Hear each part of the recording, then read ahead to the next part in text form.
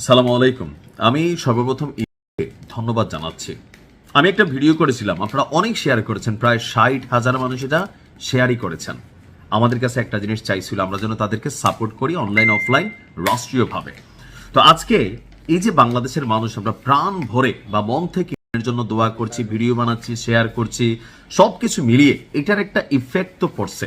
বাংলাদেশের জন্য একটা বড় সুসংবাদ দিয়েছি, আর এই সুসংবাদে বর্তমান বিএনপি সরকার বা বাংলাদেশের প্রত্যেকটা জনগণ এটার সুবিধাভোগী। আপনারা জানেন যে এই যুদ্ধের মধ্যে ইরানের হাতে একটা নাভি আছে। এই নাভিটা কি তেলের সিস্টেমকে কন্ট্রোল করে, আর এই কন্ট্রোলিং সিস্টেমটার নাম হচ্ছে হরমুজ প্রণালী। বলা হয়ে থাকে সারা বিশ্বে যে শিপিং অয়েলিং ইস্যুটা আছে, জাহাজের মাধ্যমে তেল সরবরাহ করা, এলএনজি সিএনজি যা আছে, কথার কথা এর ভিতরে 70 থেকে 80 ভাগ জাহাজ এই হরমুজ প্রণালীকে ব্যবহার করে আসতে হয়। যেখানে বাংলাদেশে যে জাহাজগুলো আছে, ট্যাঙ্কারগুলো আছে, এগুলো আপনার এখান দিয়ে চলাফেরা করে। তো এর মাঝখানে ইরান কিন্তু খুব শক্ত অবস্থানে নিছে যারা শত্রু রাষ্ট্র আছে তাদের ব্যাপারে।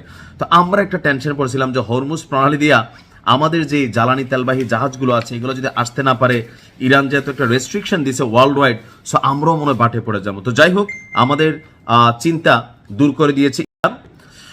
মধ্যপ্রাচ্যে চলমান সংঘাতের মধ্যে জ্বালানি সরবরাহ স্থিতিশীল রাখতে বিভিন্ন কৌশলগত পদক্ষেপ যখন সরকার নিচ্ছে, এর মধ্যে আপনার সরকারের অনুরোধে, অর্থাৎ বিএনপি সরকারের থেকে অনুরোধ করা হয়েছিল, তো সেই অনুরোধে ইরান আশ্বস্ত করেছে যে বাংলাদেশের জন্য তেলবাহী জাহাজগুলোকে হরমুজ প্রণালীতে বাধা দেওয়া হবে না।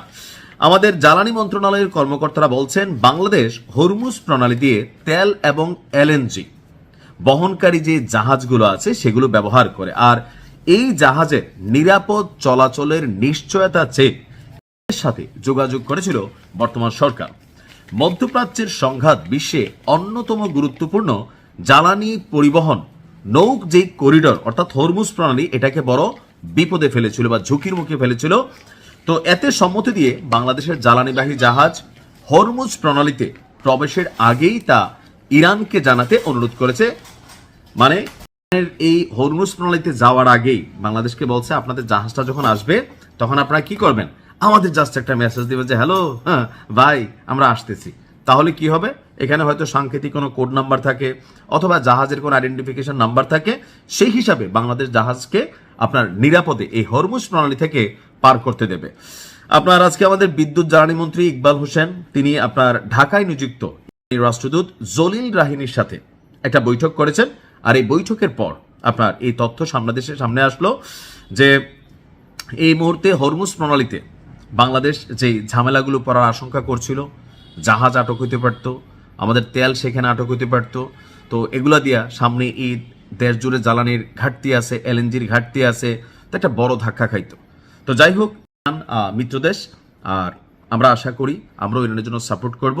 ভালো থাকুন, আসসালামু আলাইকুম।